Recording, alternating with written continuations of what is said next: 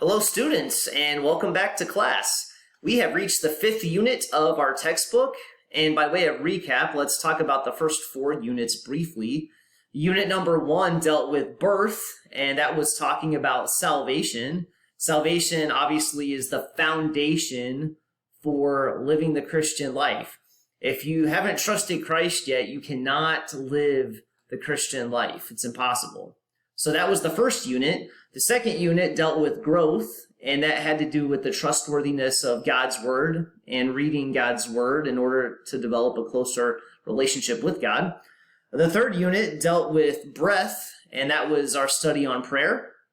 And then the fourth unit that we just finished was on communication, sharing the gospel with others. And that leads us to unit number 5, behavior for daily living. So let's look at page 213, I believe it is, and we'll read that paragraph that's there for us.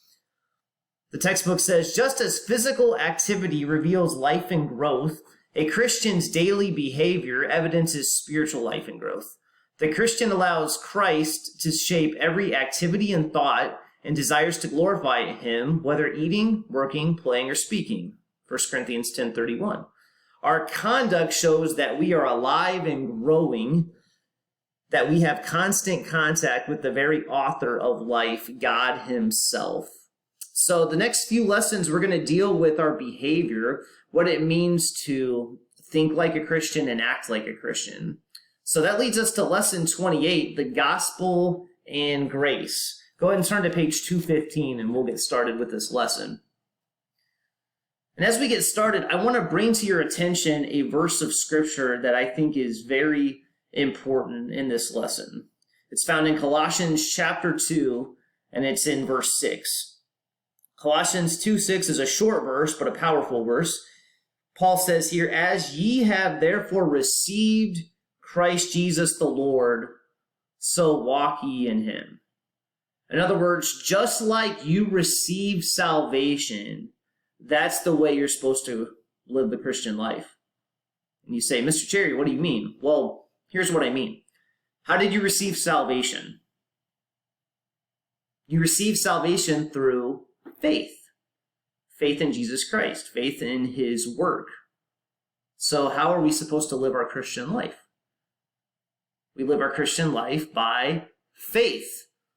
We live our Christian life by walking with him, trusting in him, depending on him.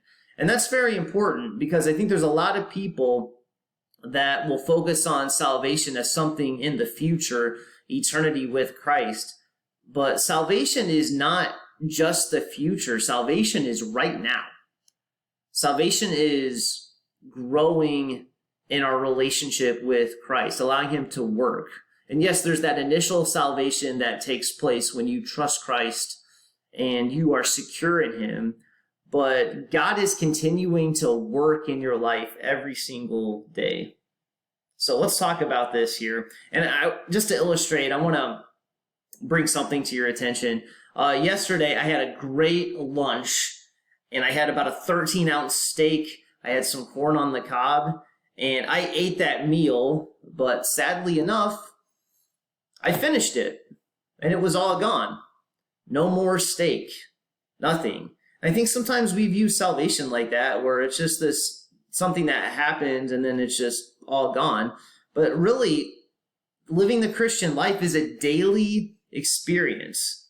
And it's not like, okay, I'm saved, now I can just live however I want. That would be a wrong philosophy to live by. So let's look here at the notes. So go ahead and get your textbook out if you have not done so. The gospel of grace. What is grace? Grace is goodness or favor that God freely gives to us. It's his unmerited favor towards us. The word grace comes from a Greek word meaning goodwill, loving kindness, or favor. And it describes the means that God uses, such as in salvation, by or through the means of grace. So God provided salvation to us through the means of a free gift of love that we did not earn and we did not deserve. And this is a good point. Grace isn't given based on the person receiving it, but rather on the giver of grace. Who gets the glory for saving you? It's God. It's not us, right? So if I was drowning in a pool and someone jumped in to save me, I called for help and someone jumped in to save me, do I get the credit for that? No. The person that saved me gets the credit for that. So God is the one that gives grace, and God is the one that deserves all the glory. So grace is goodness or favor that God freely gives to us, but it's also more than that. It's also the power to live the Christian life. So God sanctifies us by his grace. Now think back to the early lessons. What does sanctification mean? Hopefully you have it in your head. It's this process of Christian growth. Remember, salvation occurs at one time. It's an event that occurs in a moment of time where Christ's Spirit indwells you. Sanctification is continuous. It's this process of spiritual growth. What does sanctification mean? Well, the word sanctify means to set apart. So sanctification means that a distinction has been made between that which is sanctified and everything else. Say, what do you mean by that? Well, you are different. You are called out from the world. Sanctification also means to purify. So God is continuing to purify your heart. We still have the remnants of that sin nature inside of us, and God is continuing to work. So if you've truly been saved, there needs to be a difference.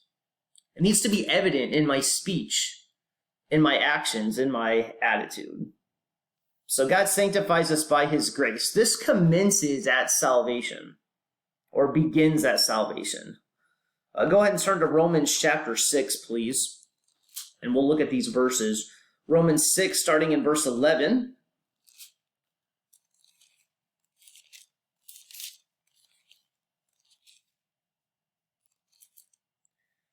Romans 6:11 says, likewise reckon, or consider, ye also yourselves to be dead indeed unto sin, but alive unto God through Jesus Christ our Lord. Let not sin therefore reign in your mortal body, that ye should obey it in the lust thereof. Neither yield ye your members as instruments of unrighteousness unto sin, but yield yourselves, or submit yourselves unto God as those that are alive from the dead, and your members as instruments of righteousness unto God. For sin shall not have dominion over you, for ye are not under the law, but under grace. If you have truly trusted Jesus Christ as your Savior, you are no longer under the law and the curse of the law. You are under grace. You are free to live the Christian life. Therefore, you should not yield yourself as instruments of sin. You should yield yourself as instruments of righteousness to God. You belong to God. We can choose to obey God now. As an illustration, think about what it means for a person to give up citizenship of one country for another country. What would happen? Well, all the rights and expectations of the former country no longer would apply to that person. So I live in the United States of America, and I'm a citizen of the United States. But if I were to move to another country and become a citizen of that country instead of the United States, all my rights and privileges of being an American citizen would be gone, and I'd have new rights and privileges I'd have in the other country. So when it comes to salvation, you're no longer in bondage to sin. You are dead to sin. You are now God's child with all of the privileges that comes with. 2 Corinthians 5, 17 and 18 describe this new nature here. Go ahead and turn there. 2 Corinthians 5, verses 17 and verse 18. It says, therefore, if any man or woman be in Christ, he is a new creature.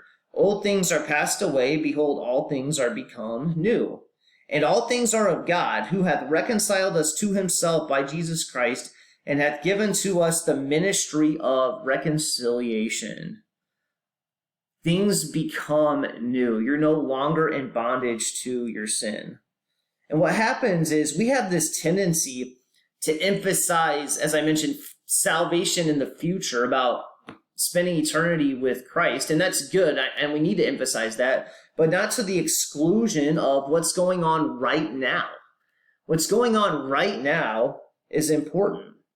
So that leads us to the next note. Sanctification continues in the present.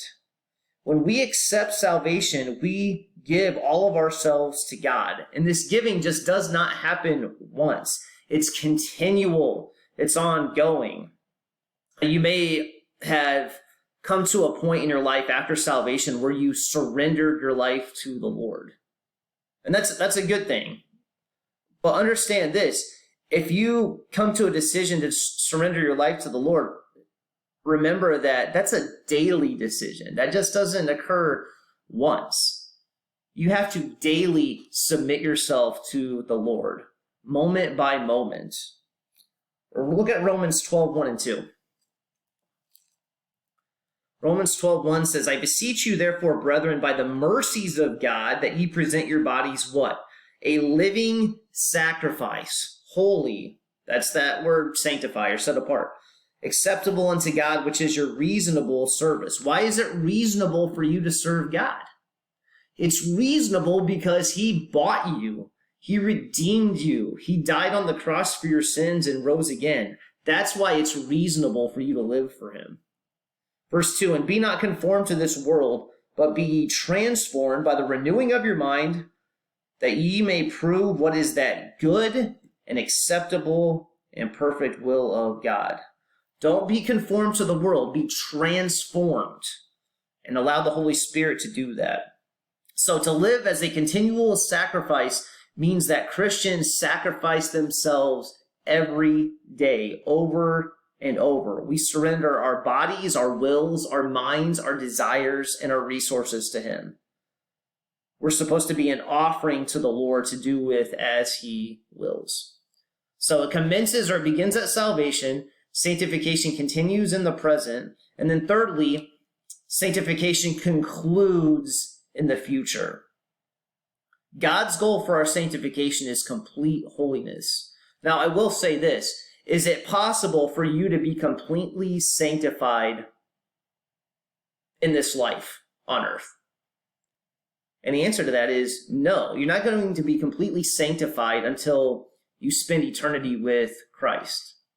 What does 1 John 1 say? If we say we have no sin, we deceive ourselves and the truth is not in us. So you say, well, it's not possible for me to be totally sanctified, so should I even bother with it? Yes, because God's continuing to work in your heart, conforming you to the image of his Son. And one day, that work will be complete. Let's look at a couple passages here. 1 Thessalonians 5:23.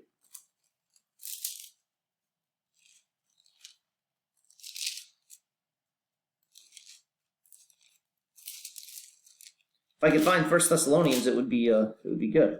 There it is. 1 Thessalonians 5 and verse 23 says, and the very God of peace sanctify you wholly.